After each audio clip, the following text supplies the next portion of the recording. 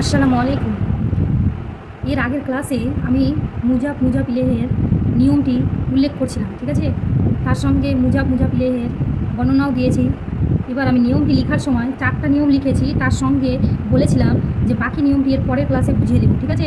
তেমনটাই আমি আজকে করছি। 5 নম্বর নিয়মটা তাহলে আমি বর্ণনা করছি, ঠিক আছে? এর আগের যেগুলো 4টা নিয়ম দিয়েছি সেই নিয়মটি অবশ্যই সম্পূর্ণ দেখবে, তারপরে 5 নম্বর নিয়ম দেখবে, নাহলে বুঝতে পারবে না। বুঝতে পেরেছো? তাহলে শুরু করি। 5 নম্বর নিয়ম কি?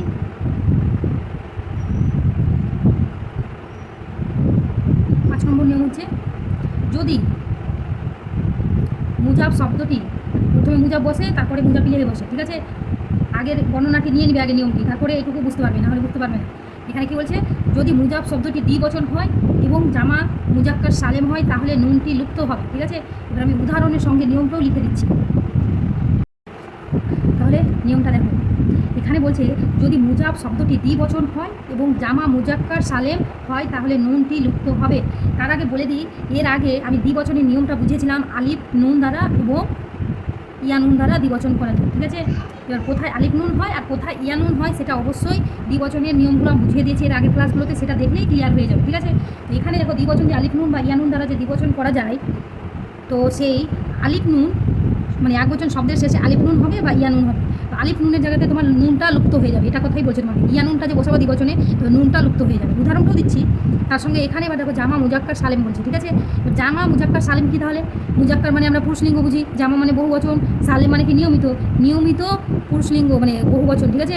নিয়মিত পুরুষলিঙ্গ বহুবচন, বুঝতে পারছো? তাহলে এটার নিয়ম আমি কি বলেছিলাম? জামা যখন বুঝিয়েছিলাম আমি, তখন আমি এগুলো সমস্ত প্রকারগুলো আমি উল্লেখ করে দিয়েছিলাম। একদম বিস্তারিত বিশ্লেষণ করা রয়েছে, সেগুলো দেখে নিবে, তাহলে এগুলো নিয়মগুলো বুঝতে পারবে। ওই জন্য আমি শুরু থেকে পাট করে একদম ব্যাকরণটা বোঝাচ্ছি, যেন কোনো বিষয়টা অসম্পূর্ণ না বুঝতে পারো, ঠিক আছে? একদম সম্পূর্ণ বুঝতে পারবে, একদম ধাপে ধাপে বুঝতে আসবে, তাহলে এগুলো বুঝে যাবে। জামা মুজাক্কার সালেম কি, দ্বিবচন কি, তাহলে পূর্বের আমেল যে বলছে এখানে, পূর্বের আমেলগুলো কি, যাবার যে পেশ এগুলো আমেল যে রয়েছে এগুলো কি, এরকম প্রশ্ন জেগে যাচ্ছে না হঠাৎ করে দেখলে? কিন্তু সেই শুরুর ক্লাসগুলো দেখে নিলে এগুলো ক্লিয়ার হয়ে যাবে, ঠিক আছে? তো জামা করার সময়, জামা বলতে কি বহুবচন করার নিয়ম আবার কি বলেছিলাম, যে আলিফতা বা ইয়ানুন বা ওয়াউনুন, ঠিক আছে? এটি দ্বারা তোমার বহুবচন করা হয়, ঠিক আছে? বহুবচন, এই যে দেখো দেখাচ্ছি, বহুবচন করা হয় আলিফতা ইয়ানুন ওয়াউনুন, এই যে এটি হচ্ছে বহুবচন করার নিয়ম, ঠিক আছে? এটি হচ্ছে জামা করার নিয়ম। একবচন শব্দের শেষে আলিফতা হয় ইয়ানুন বা তোমার ওয়াউনুন যুক্ত করতে হবে, তাহলে তোমার বহুবচন হয়ে যাবে। এবার মুজাফের ক্ষেত্রে কি বলছে তোমাকে,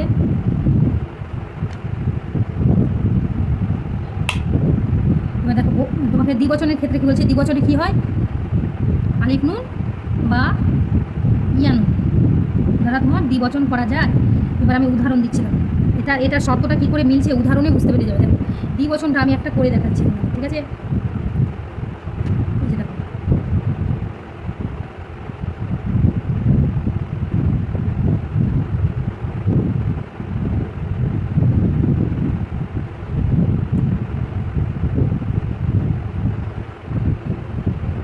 এই যে দেখো, তলে বানে মানে কি?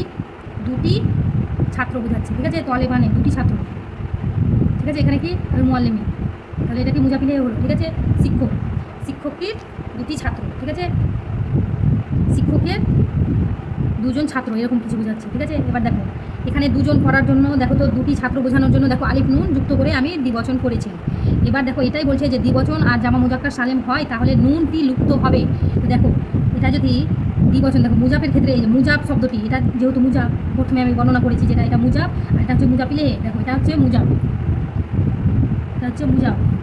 ঠিক আছে? এবার এখানে কি বলছে, যদি মুজাব শব্দটি দ্বিবচন হয়, ঠিক আছে? এখানে তো দ্বিবচন, এটা মুজাব শব্দটা আলিফ নুন দ্বারা বুঝতে পারছি যে আলিফ নুন আছে মানে কি, এটা দুটি ছাত্র বোঝাচ্ছে, দ্বিবচন। এটা দ্বিবচনের ক্ষেত্রে কি বললো, মুজাবটি যদি দ্বিবচন হয় তাহলে নুনটি লুপ্ত হবে, মানে নুনটা একদম বাদ চলে যাবে। তাহলে কি হবে, আমরা নুনটাকে তাহলে এখানে বসাবো না, তাহলে ওই অনুযায়ী এটা বাক্য তাহলে আমাদের ভুল হয়েছে, তাই না?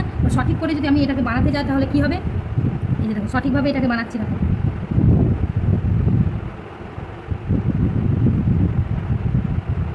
নুনটা একদম কেটে যাবে। দেখো, শুধু আলিফটাই বসালাম, নুনটাকে বাদ দিয়ে দিলাম, নুন লুপ্ত হবে বলছে। তারপরে এটা যেমন থাকে মুজাফিলে তেমন বসিয়ে দিই, বুঝতে পেরেছো? এবার আমি বলছি আরেকটা উদাহরণ দিয়ে, যে তোমাকে যেমন আলিফ নুন দ্বারাও দ্বিবচন করা যায়, ইয়া নুন দ্বারাও দ্বিবচন করা যায় বললাম। তো আমি একটা ইয়া নুন দ্বারা দ্বিবচন করে দেখিয়ে দিচ্ছি, ঠিক আছে?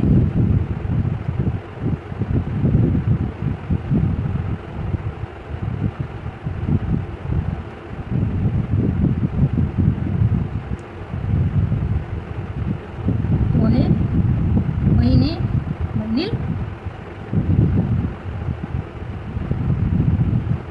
মল্লেমি, ঠিক আছে? এখানে যে ইয়ানুন দিয়েছি, ইয়ানুন দ্বারা দুটি ছাত্র বোঝাচ্ছি, শিক্ষকে দুটি ছাত্র একই মানে বোঝাচ্ছে। এবার কোথায় কোন বাক্যে আলিফ নুন লাগে আর ইয়ানুন কোথায় লাগে, দ্বিবচনের যেটা আমি ক্লাস করিয়েছি সেখানে দেখলে সেটা বুঝতে পেরে যাবে কোথায় আলিফ নুন দ্বারা দ্বিবচন করা যায় আর কোন বাক্যটাতে ইয়ানুন দ্বারা দ্বিবচন করা যায়, সেটা ওখানে বুঝে যাবে। এখানে শুধু আমি এই অনুযায়ী শর্তটা মেলাচ্ছি তোমাকে উদাহরণ দিয়ে, ঠিক আছে? এই যে দেখো এখানে দুটি ছাত্রর জায়গায় দেখো, তো এখানে আবার ইয়ানুন দ্বারা আমাদের যুক্ত করা হয়েছে, কিন্তু এখানে দেখো মুজাব এই শব্দটা। এবার বলেছে মুজাবটি যদি দ্বিবচন হয় তাহলে নুনটা লুপ্ত হবে, তাহলে এটাও বাক্যটা তাহলে ভুল। এটাকে সঠিক করলে এটার বাক্য সঠিক, এটা বুঝতে পেরেছো? এটা একদম রাইট। তাহলে এটার কী হবে সঠিকটা? নুনটা লুপ্ত হয়ে যাবে। দেখো আমি কী বসাচ্ছি দেখতে পাচ্ছ? তলেবি, এই যে দেখো এটা হয়ে গেল রাইট। এটা একদম ভুল, কারণ নুনটাকে আমাদের বাদ দিতে বলেছে। মুজাবটা যদি দ্বিবচন হয় তাহলে নুনটা বাদ দিতে হবে, এটাই বলেছে। ওই জন্য এটা আমাদের ঠিক হয়ে যাবে, এটা আমাদের একদম হবে, ঠিক আছে? এবার আমি কি বলেছি আর একটা শর্ত এটার মধ্যে, যে জামা মুজাক্কার সালেম যদি হয়। এখানে বলেছি দেখো জামা মুজাক্কার সালেম বলেছি যে এখানে যদি কোনো বাক্যে জামা মুজাক্কার সালেম যদি হয় মুজাব শব্দটা, তাহলেও নুন লুপ্ত পাবে। এখন বুঝতে পারছো না? এটার মতোই সেমভাবে আমি যদি উদাহরণ দিয়ে দিই তাহলে ক্লিয়ার হয়ে যাবে, ঠিক আছে? শুধু এটুকুর মানে বুঝতে পারো যে মুজাক্কার মানে পুরুষলিঙ্গ বলছে, জামা মানে বহুবচন বলছে, সালেম মানে কি নিয়মিত বা নিয়মিত পুরুষলিঙ্গ জাতীয় বহুবচন বলছে। বুঝতে পারছো? মানে এক বচন শব্দকে যে তুমি বহুবচন করবে, তোমার নিয়মিত বহুবচন হতে হবে, ওই বহুবচন শব্দটাকেই তোমাকে বলছে, ঠিক আছে? এবার বহুবচনের তোমার পুরো যদি ক্লাসটা করে নাও তাহলে এখানে ক্লিয়ার হতে পারবে এটা বিষয়টা, ঠিক আছে? তো আমি একটা তোমাকে এভাবেই বিষয়টা করে দেখাচ্ছি। দেখো বহুবচনের দেখাচ্ছি, এটা দ্বিবচন, এটা হচ্ছে দ্বিবচন।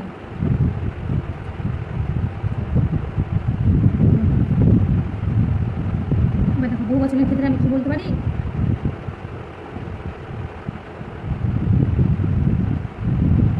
বহুবচন কী করা যায়?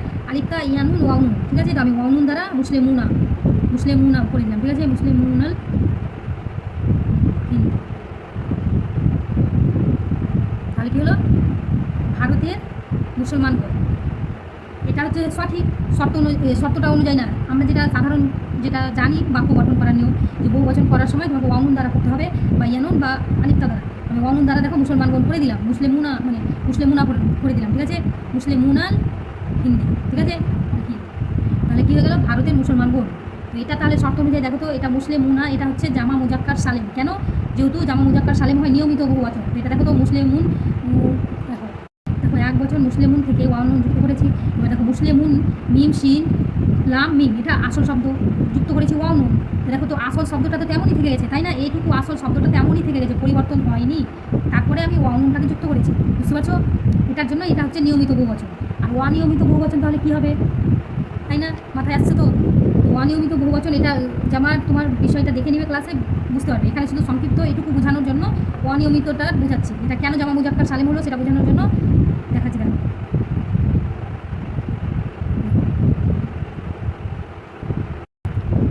এখানে দেখো কালামুন থেকে বহুবচন করেছি আকলামুন। এটার মতন হয়েছে কি? এটার শব্দটা কি একদম বহাল থেকেছে কি? থাকেনি। দেখো লামের পরে, লাম কালিমার পরে তোমার আলিফ যুক্ত হয়ে গেছে, কাফের আগে তোমার আলিফ চলে এসেছে, তাই না? একদম এই শব্দটা একদম বিকৃত হয়ে গেছে, শব্দটি বহাল নেই, শব্দটা একদম বিকৃত হয়ে গেছে। ওই জন্য এটা অনিয়মিত বহুবচন। এই শব্দটাকে একবচন শব্দটাকে বহুবচন করলাম, তো একদম এই শব্দটা একবচন শব্দটা ভেঙে গেল এখানে, ওই জন্য এটা অনিয়মিত বহুবচন। আর এটা নিয়মিত কেন বহুবচন হলো?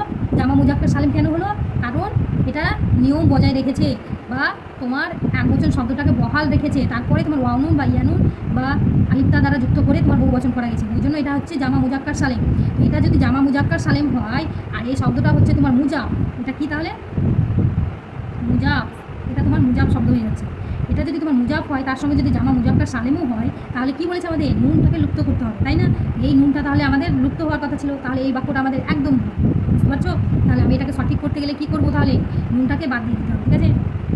মুসলিম, ঠিক আছে? মুসলিমুল হিন্দু। বুঝতে পারছো ব্যাপারটা আমি যেভাবে বুঝাচ্ছি? একদম ভেঙে ব্যাখ্যা দেওয়ার চেষ্টা করছি আমি, যেন কোনো রকম সন্দেহ না থাকে। এবার আমি কি আর একটা উদাহরণ দিব? এখানে কিন্তু পাতা শেষ হয়ে গেল, তো আমি এখানে একটা উদাহরণ দিয়ে দিচ্ছি, তারপরে নিয়মগুলো আমি অন্য পাতায় শুরু করছি, ঠিক আছে? এখানে একটা আমি আর দেওয়ার চেষ্টা করছি।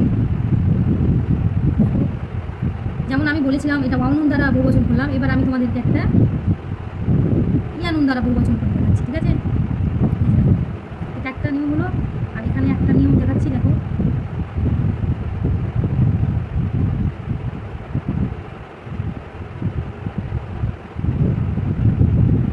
ইয়ানুন দ্বারা বহুবচন করলাম, দেখো মুসলিমিনা, বুঝতে পারছো সকলে? মুসলিমিনাল।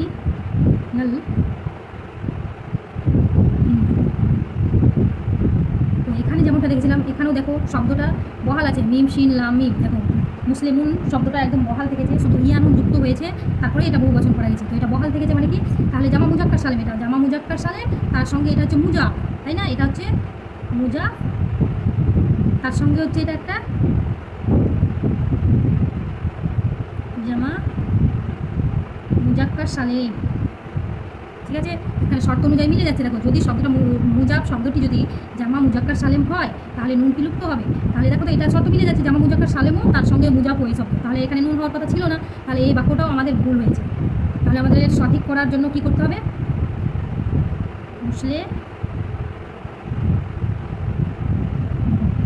মুসলিমি, ঠিক আছে? মুসলিমিল হিন্দি, তাহলে এটা সঠিক হয়ে গেল আমাদের, একদম রাইট, এটাও একদম রাইট।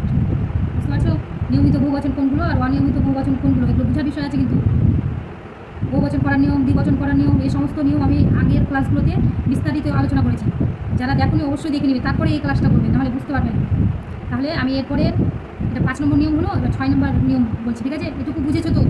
একদম না বুঝে থাকলে আবার গোড়া থেকে দেখে নিবে, তাহলে বুঝতে পেরে যাবে। আমি একদম ভেঙে ব্যাখ্যা দেওয়ার চেষ্টা করলাম, ঠিক আছে? সময় কি বললাম? মুজাব শব্দটার যদি দ্বিবচন হয়, জামা মুজাক্কার সালেম হয়, তাহলে সেটা নুন লুপ্ত হবে। কিন্তু এবার যদি মুজাব ইলেহেটা যদি মুজাব ইলেহে, বুঝতে পারছো তো? যেটা র যুক্ত শব্দ হয় বাংলায়, ঠিক আছে? আরবিতে আলিফ লাম যুক্ত হয় এবং লাস্টে জেড যুক্ত হয়, ঠিক আছে? সেটা মুজাব ইলেহে শব্দ। তো মুজাব ইলেহে শব্দটা যদি এবার দ্বিবচন হয় আর জামা মুজাক্কার সালেম হয়, তাহলে কি হবে? যদি জামা, দেখো যদি মুজাব ইলেহে শব্দটি দ্বিবচন এবং জামা মুজাক্কার সালেম হয়, তাহলে নুনটি লুপ্ত বা হজব হবে না। কি বলছে এখানে? যদি একদম বিপরীত বলে দিল আমাদের, সেখানে নুনটা হজব করতে হয়েছিল, কিন্তু এখানে নুন হজব করতে হবে না বলছে। যদি মুজাব ইলেহে শব্দটি দ্বিবচন এবং জামা মুজাক্কার সালেম হয়, তাহলে নুনটি লুপ্ত হবে না, কিন্তু ইয়ানুন দ্বারা দ্বিবচন ও বহুবচন করতে হবে। আমি কি বলেছিলাম? দ্বিবচন করতে হবে আলিফ নুন আর ইয়ানুন দ্বারা, কিন্তু ওরা কি বলছে? শুধুমাত্র ইয়ানুন দ্বারাই তোমাকে দ্বিবচন করতে হবে। আর কি করতে হবে? বহুবচন করার সময় আলিফ নুন ইয়ানুন ওয়াউনুন, মানে ওয়াউনুন ইয়ানুন তার সঙ্গে আলিফ তা, এটি দিয়ে তোমাকে বহুবচন করতে হয়, তাই না? কিন্তু মুজাব আর মুজাব ইলেহে শব্দ পেলেই তোমাকে ওখানে কি করতে হবে? মুজাব ইলেহে শব্দটা যদি তোমার বহুবচন হয়, তাহলে সেখানে তোমার ইয়ানুন দ্বারাই করতে হবে, আলিফ তা দ্বারাও করা যাবে না, তোমার ওয়াউনুন দ্বারাও বহুবচন করা যাবে না। এটাই বোঝাচ্ছে আমাদের। এবার আমি যখন উদাহরণটা দিয়ে দেবো আরও বুঝতে পারবে, ঠিক আছে? যেমন মিশাল দিচ্ছি, ঠিক আছে? শিক্ষক দুটি ছাত্র,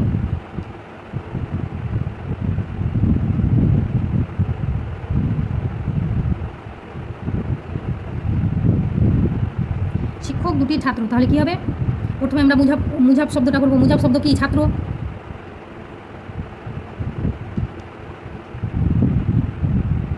তলেবু, ঠিক আছে?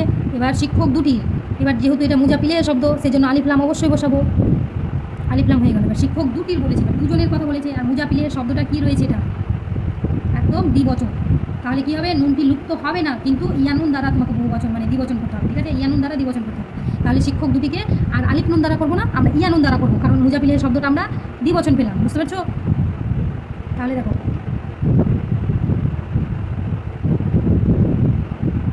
এই যে দেখো ইয়ানুন দ্বারা আমরা মোয়ালে নেই, দেখো মল্লে মাই নেই, এটি দ্বারা তোমাকে দ্বিবচন করে দেখে দিতে হবে। শিক্ষক দুটির ছাত্র হলো। এবার যদি আমি বলি মুসলমানগুলির বাড়ি, মানে তোমার বহুবচনের এবার শর্তটা দেখো, জামা মুজাক্কার সালেম যদি হয় নুন লুপ্ত হবে না, কিন্তু ইয়ানুন দ্বারা তোমাকে বহুবচন করতে হবে, তাই না? আমি এবার বহুবচনের একটা দিয়ে দেখাই।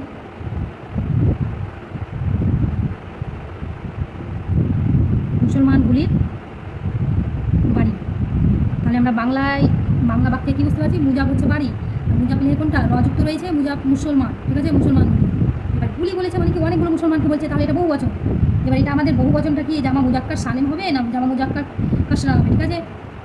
মানে অনিয়মিত বহু বচন হবে না নিয়মিত বহু বচন হবে সেটা আমরা দেখছি, ঠিক আছে? এবার দেখো আগে বাড়িটা করে দিই। বাইতুল, বাইতুল তার সঙ্গে কী হবে মুসলিম। এবার ইয়ানুন দ্বারা আমাদের বহু বচন করতে হবে বলেছে। এবার তার আগে এটা দেখবো জামা মুজাক্কার সালেম কি, এটা দেখো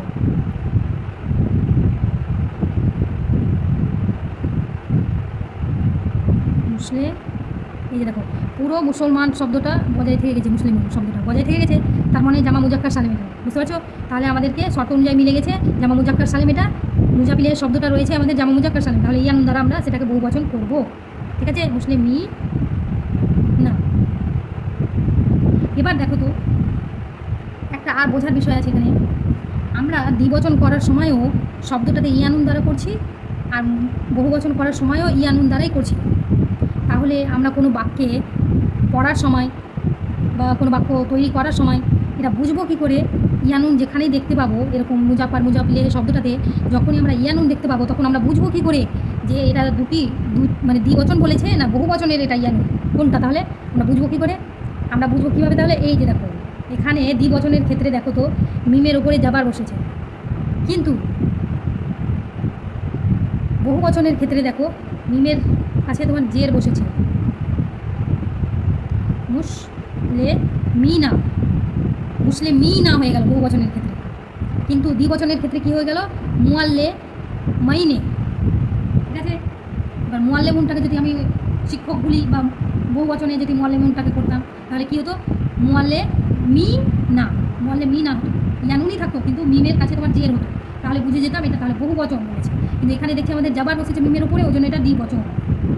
আর এখানে বহুবচনের ক্ষেত্রেও ইয়ানুন বসেছে, কিন্তু এখানে দেখো তো জের বসছে মিমের কাছে, ওই জন্য এটা হয়ে গেল আমাদের মুসলমানগুলি, মানে বহুবচনে রয়েছে বহুবচন, তার সঙ্গে জামা মুজাক্কার সালেম, বুঝতে পারছো? নিয়মিত আর কি। এটা হয়ে গেল আমাদের 6 নম্বর নিয়ম। এবার আসি 7 নম্বর নিয়ম। দেখো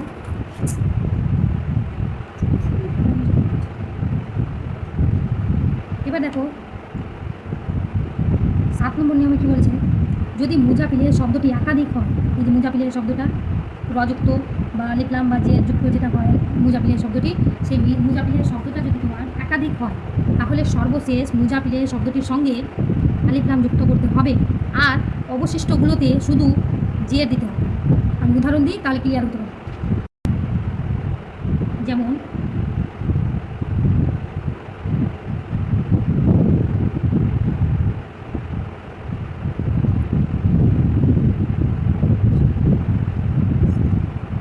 এখানে কি বলেছে? রাজার মেয়ের পুত্রের স্ত্রী, এখানে স্ত্রীটা হচ্ছে মুজাব, কিন্তু রযুক্ত শব্দ দেখো 3টা পাচ্ছি, মানে কি এই 3টা হয়ে যাচ্ছে আমাদের মুজাপিলে।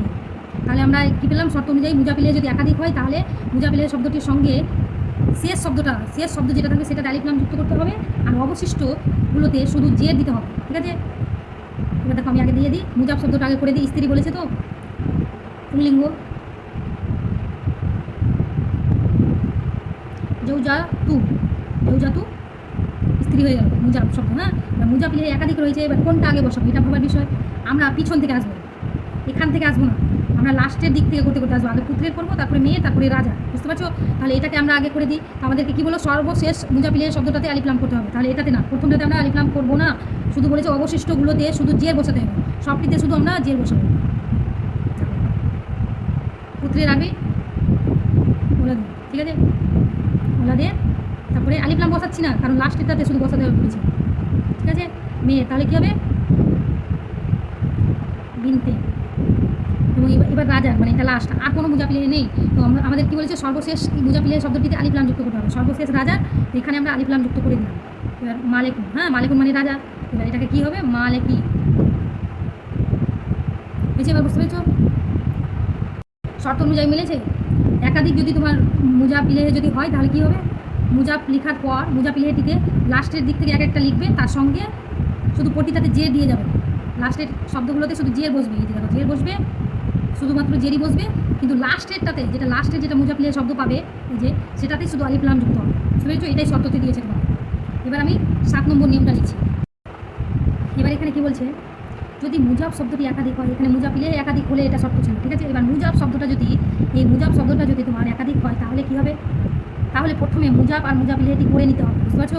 যদি মুজাব শব্দটি যদি তোমার একাধিক হয় তাহলে মুজাব ইলেহ শব্দটি আর মুজাবটা করে নিতে হবে নিয়ম অনুযায়ী, ঠিক আছে?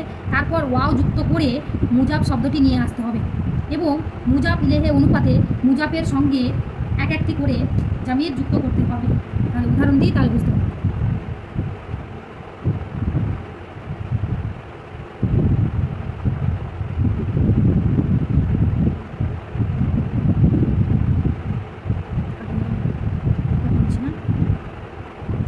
শিক্ষকের বই, কলম, ব্যাগ। এখানে দেখো তো আমরা মুজাব শব্দ পেয়েছি তিনটা। শিক্ষকের এটা তো মুজাব ইলেহে, কিন্তু মুজাব শব্দ দেখো তো বই, কলম, ব্যাগ, এখানে তিনটা পেয়েছি। তাহলে মুজাব শব্দটা যদি একাধিক হয় তাহলে কি বলেছে মুজাব আর মুজাব ইলেহে এটা করে নিতে হবে। তাহলে আমরা মুজাব আর মুজাব ইলেহে এই দুটো পেয়েছি, মুজাব ইলেহে আর এটা মুজাব, এটাকে আগে করে নিই। তারপরে এটুকু আমাদের বসাতে বলেছে, আমরা বই কি বসাবো? কিতাবুল মুআল্লিম, ঠিক আছে? কিতাবুল মুআল্লিম, কিতাবুল মুআল্লিম। এবার আমাদের কি বলেছে বাকি মুজাব শব্দটিকে এবার ওয়াও দিয়ে দিয়ে বসাতে হবে। তাহলে ওয়াও দিয়ে দিয়ে আমি বসিয়ে দিই, আগে কলম বসিয়ে দিই। এখানে কিছু করতে হবে আমি দেখাচ্ছি। আবার ওয়াও দিয়ে ব্যাগ, হাতি বাদু, তাই তো? হাতি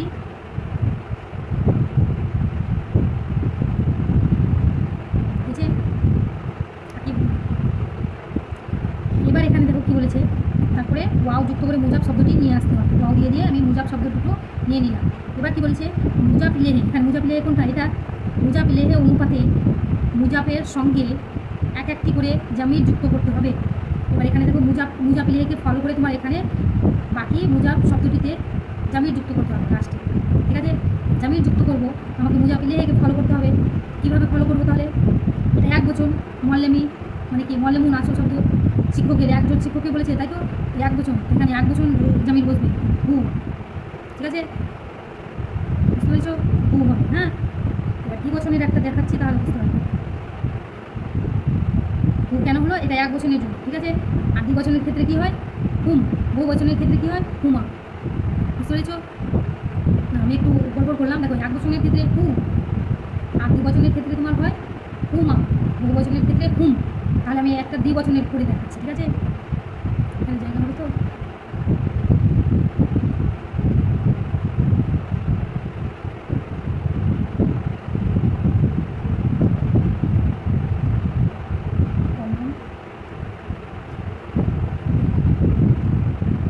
এবার এখানে বহু বচন করছি, দেখো দুটি শিক্ষকের বই, এটা মুজাব আর মুজাব ইলেহে, এটুকু করে নিই আগে।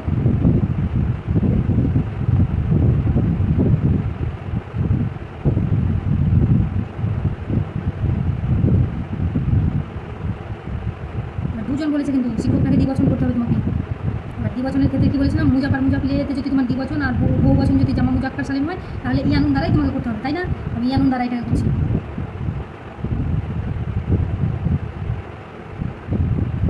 ইয়ানুন দ্বারা আমি এটাকে দ্বিবচন করি না। তাহলে এটুকু আমাদের ক্লিয়ার হয়ে গেল। এবার বাকিটুকু এটুকু বসাতে হবে মুজাব শব্দটুকু। এই দুটোকে আমাকে ওয়াও দিয়ে বসাতে বলেছে, ওয়াও দিয়ে বসালাম। তার সঙ্গে কি বলেছে? একটা করে জামির বসাতে হবে, আগে ফলো করে মুজাব ইলেহে শব্দটাকে ফলো করে। মুজাব ইলেহে শব্দ তো এখানে দ্বিবচন, তাই না? তাহলে এখানে জামিরটাও দ্বিবচন, বুঝতে পারছো? মুজাব ইলেহেকে ফলো করো, ওই জন্য বলছে। এখানে দ্বিবচনের ক্ষেত্রে এক বচনের ক্ষেত্রে হু বসলো, দ্বিবচনের ক্ষেত্রে কী হবে? হুমা। বুঝতে পেরেছো? হু মা, দুটি কলম, হুমা দুটি কলম, ঠিক আছে? এখানে একটি কলম ছিল, এখানে দুটি কলম করে দিলাম, কারণ মুজাব ইলেহেকে ফলো করো, ঠিক আছে? এবার এখানে দেখো ওয়াও দিয়ে আবার ব্যাগ আছে,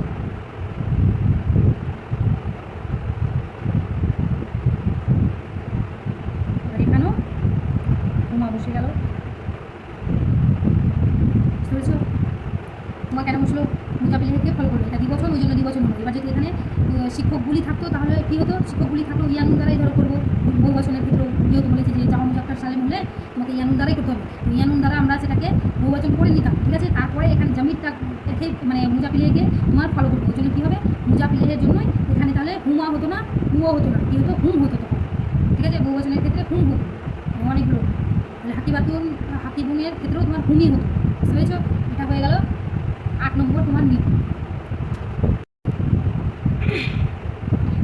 এখানে 9 নম্বর নিয়ম কি বলছে? 9 নম্বরটা যদি মুজাব শব্দটি সিফাত হয়, ঠিক আছে, সিফাত বলতে কি গুণবাচক শব্দ, সিফাত নিয়েও আমি আলোচনা করে দিয়েছি, মৌসুফ সিফাত নিয়ে, সেগুলো ক্লাস দেখলে এগুলো সব নিয়মগুলো মাথায় ঢুকে যাবে। তার জন্য গোড়া থেকে তোমাকে আমার যেগুলো ক্লাস করেছি সেগুলো দেখতে হবে, ঠিক আছে। তাহলে কী বলছে, যদি মুজাব শব্দটি সিফাত হয় তবে সিফাত শব্দটি মুজাব ইলেহে এর পরে বসবে, কিন্তু জিন্স, আদাত এবং ইরাবের ক্ষেত্রে মুজাফের অনুসরণ করবে। আর সিফাত শব্দটিতে আলিফ লাম যুক্ত করতে হবে, ঠিক আছে। আমি উদাহরণ দিয়ে দেখাই, তাহলে বুঝতে পারবে। যেমন মানে যেমন কী বলতে পারে, রাজা সুন্দরী কন্যা, সুন্দরী কন্যা। তাহলে এখানে দেখো তো সিফাত শব্দ কোনটা, সুন্দরী, এটা হয়ে গেল আমাদের সিফাত, মানে গুণবাচক, সুন্দর, সুন্দরী বোঝাচ্ছে তো।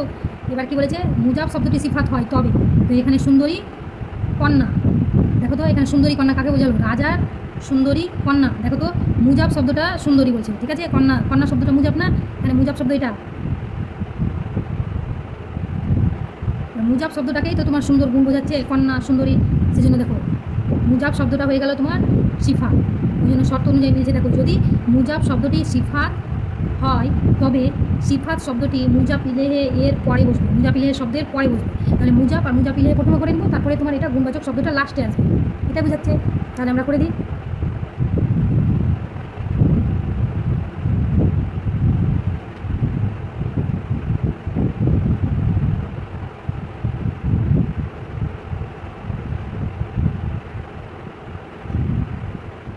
এবার দেখো এখানে মুজাব করে দিলাম, মুজাব ইলেহেও বসিয়ে দিলাম, ঠিক আছে। এবার পড়ে থাকলো সুন্দরী, সুন্দরীটা হয়ে গেল আমাদের গুণবাচক শব্দ সিফাত। তাহলে সিফাতটা যদি মুজাব শব্দ হয় তাহলে এটাকে মুজাব আর মুজাব ইলেহে করার পর লাস্টে বসাতে হবে শর্ত অনুযায়ী, বুঝতে পারছো। শর্ত অনুযায়ী লাস্টে সুন্দরীটাকে বসিয়ে দিচ্ছি।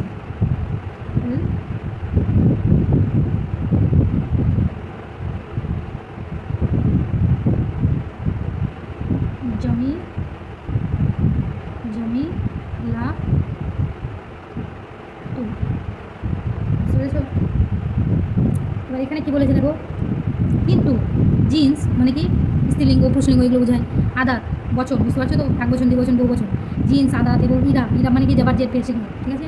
ইরাবের ক্ষেত্রে মুজাব এর অনুসরণ করবে, ঠিক আছে। তো মুজাবকে অনুসরণ করবে, এই যে মুজাব শব্দটাকে অনুসরণ করবে, এটাই বলছে। পেশ এখানে ছিল, ওই জন্য পেশটাকে এখানে বসিয়ে দিই, মুজাব শব্দকে তোমার ফলো করবে। আর সিফাত শব্দটিতে আলিফ লাম যুক্ত করতে হবে, দেখো আলিফ লাম ওই জন্য এখানে যুক্ত করে দিই, সিফাত শব্দতে আমি আলিফ লাম যুক্ত করলাম। সিফাতটা তো ধরো মুজাফের, কিন্তু তাও আমরা আলিফ লাম যুক্ত করলাম, মুজাফে আলিফ লাম হয় না, তারপরেও আমি মুজাফের এটা গুণ বোঝালো তাও আলিফ লাম বসাবো। এটাই বলছে যে মুজাফের তোমার যদি গুণবাচক শব্দ বা সিফাত যদি হয় তাও তোমাকে আলিফ লাম যুক্ত করেই সেই সিফাত শব্দটাকে মুজাফিলের পরে বসিয়ে করতে হবে। আর তোমার ইরাবটা কাকে ফলো করবে, মুজাব শব্দটাকে। আদারটাও কাকে ফলো করবে, মুজাব শব্দকে। জিন্সটাও কাকে ফলো করবে, মুজাব শব্দকে, বুঝতে পেরেছো। এবার আর একটা দিয়ে দেখায়,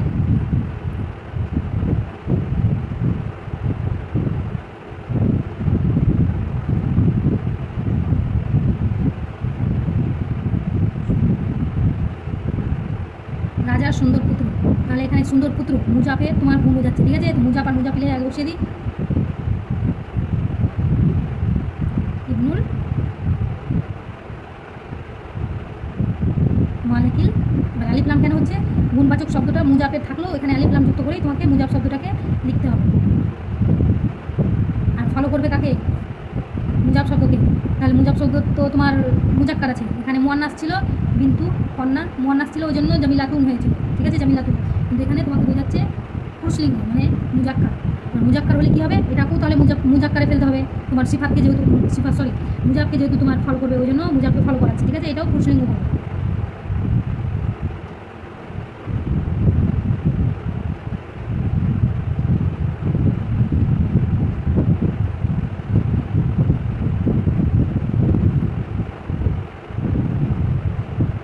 একটু ভুল হলো,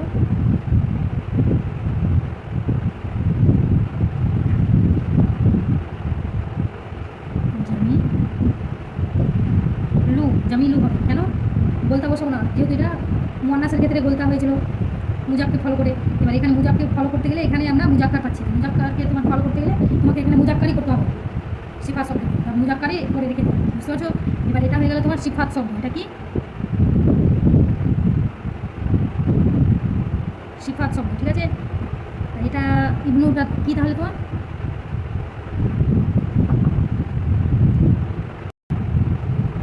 তাহলে এটা ইবনুটা কি, তাহলে এটা সিফাত যদি হয় তাহলে এটা মৌসুফ, তাই না?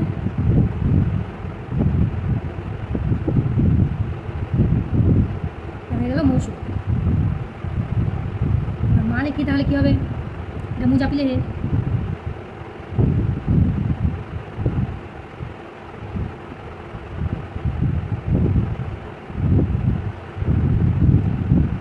বুঝতে পারছো? এটা হয়ে গেল সিফাত শব্দ, এটা হয়ে গেল তোমার মৌসুফ শব্দ। মানে কি, এটা মুজাফ ইলাইহি শব্দ, ঠিক আছে? তাহলে এবার দেখো, এটা মুজাফ শব্দ, মানে মুজাফ ইলাইহি শব্দ হলো। মুজাফ শব্দ কোনটা? মৌসুফ আর সিফাত। মৌসুফ সিফাত কোনটা? সুন্দর পুত্র, সুন্দর পুত্র মিলে তোমার মুজাফ শব্দ, তাই না? এটা ইবনু, ইবনুল জামিল, ঠিক আছে? ইবনু আর জামিল, এটা দুটো শব্দ মৌসুফ সিফাত মিলে তাহলে তোমার তৈরি হলো মৌসুফ। এটা মৌসুফ বলছে ভাই, মুজাফ, ঠিক আছে? মৌসুফ আর সিফাত মিলে তোমার মুজাফ তৈরি হলো। কেন?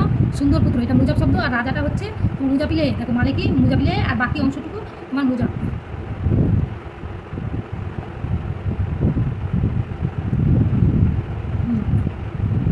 আর এটুকু মুজাফ ইলাইহি, ঠিক আছে? আর মুজাফ আর মুজাফ ইলাইহি মিলে কি হয়? মুরাক্কাবে ইজাফি। বুঝতে পারছো তো? মুজাফ ইলাইহি আর মুজাফ শব্দ মিলে কি তৈরি হলো? মুরাক্কাবে ইজাফি।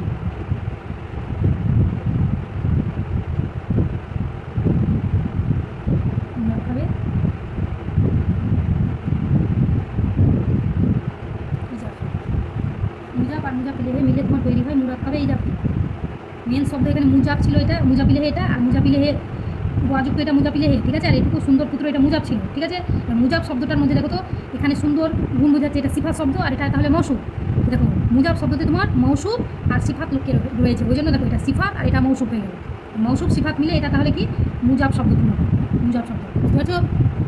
এবার এখানে মুজাফ হয়ে গেল, আর এটা তো ওয়াযুক্ত, বুঝতে পারছো? আলিফ লাম যুক্ত আর জের যুক্ত, এটা মুজাফ ইলাইহি, এটা মুজাফ ইলাইহি হয়ে গেল। মুজাফ ইলাইহি আর মুজাফ ইলাইহি হয়ে গেল তোমার মুরাক্কাবে ইজাফি। এখানে কি বলছে? 10 নম্বর নিয়ম হচ্ছে, যদি মুজাফ ইলাইহির সিফাত যদি হয়, এখানে মুজাফ পুরো তোমার সিফাত ছিল, এবার মুজাফ ইলাইহিটা যদি সিফাত হয় তাহলে কী হবে? যদি মুজাফ ইলাইহির সিফাত হয় তাহলে সিফাত শব্দটি মুজাফ ইলাইহির পরেই বসবে, নির্দিষ্ট হবে। আর কী হবে নির্দিষ্ট? মানে বুঝতে পারছো? আলিফ লাম যুক্ত, আলিফ লাম যুক্ত নির্দিষ্ট হবে। জিন্স, আদাত, ইরাব এগুলো কাকে ফলো করবে? মুজাফ ইলাইহিকে ফলো করবে, ঠিক আছে? এখানে মুজাফকে ফলো করছে, কেন? যেহেতু মুজাফের ওটা সিফাত, কিন্তু এখানে মুজাফ ইলাইহির সিফাত হবে, ওই জন্য মুজাফ ইলাইহিকে ফলো করবে। তার সঙ্গে তোমাকে মুজাফ ইলাইহির পরে বসাতে হবে। ওখানেও মুজাফ ইলাইহির পরে বসিয়েছিলাম। মুজাফ শব্দ যদি সিফাত হয় তাহলেও তোমাকে মুজাফ ইলাইহির পরেই বসাতে হলো। এখানেও সে মুজাফ ইলাইহিটা যদি সিফাত হয় তাহলেও তোমাকে মুজাফ ইলাইহির পরেই তোমাকে সিফাতটা বসাতে হবে, কিন্তু তোমাকে মুজাফ ইলাইহিকে এবার ফলো করিয়ে তোমাকে সিফাতটা বসাতে হবে। বুঝতে পারছো? যেমন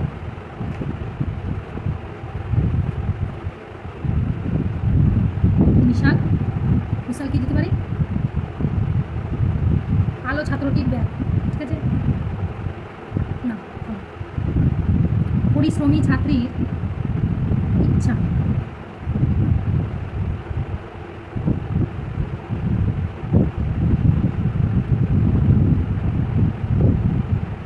পরিশ্রমী ছাত্রীর ইচ্ছা, তাহলে এখানে কি বললো? মুজাফ আর মুজাফ ইলাইহি আগে করে নিতে হবে, তাই তো? তাহলে মুজাফটা কি? ইচ্ছা।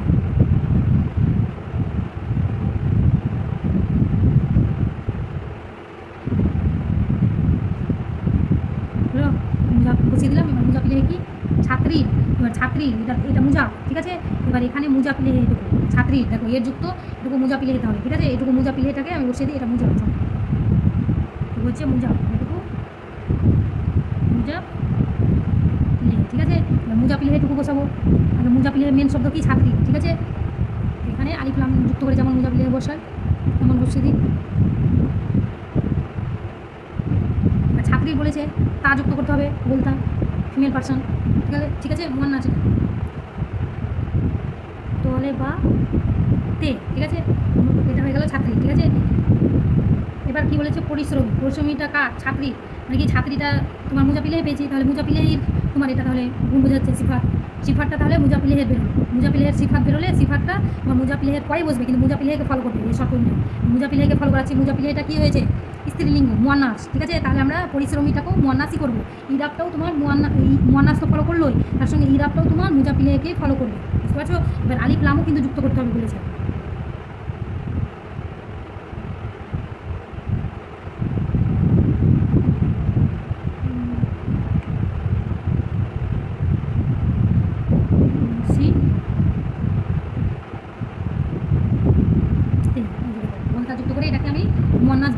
যেহেতু একে ফলো করতে হবে আর যে যুক্ত করতে হবে একেই পুরোটা ফলো করবে, মুজাফ ইলাইহিকে অনুসরণ করবে। কিসের ক্ষেত্রে?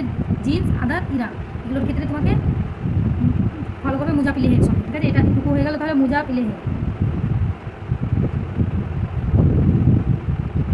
এটা উদাহরণে কি বুঝলে? মুজাফ ইলাইহিটা তাহলে সিফাত রয়েছে, আর এটুকু মুজাফ।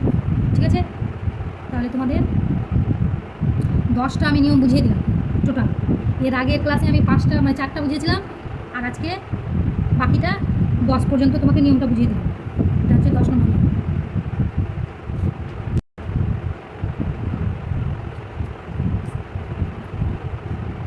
তাহলে আজকে তাহলে এখানে রেখে দিই। ক্লাসটা অবশ্যই দেখবে, খুবই একটা মূল্যবান একটা ক্লাস ছিল আজকেরটা।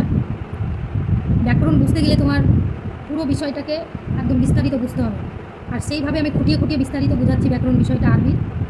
তোমরা শুরু থেকে সমস্ত ক্লাস করবে, নাহলে এগুলো যদি ওগুলো ছেড়ে এসে যদি এগুলো করো তাহলে বুঝতে পারবে না জিন্স কোনটা, আদাত কোনটা, ইরাব কোনটা, সিফাত কোনটা, এগুলো বুঝতে পারবে না। এগুলো আমি আগের ক্লাসে এগুলো বর্ণনা দিয়ে দেওয়া হয়ে গেছে আমার। ঠিক আছে, তো সেগুলো দেখে তারপরে এটা দেখবে, তাহলে বুঝতে পারবে পুরোটা। ঠিক আছে, আজকে তাহলে এখানেই রাখি। আসসালামু আলাইকুম।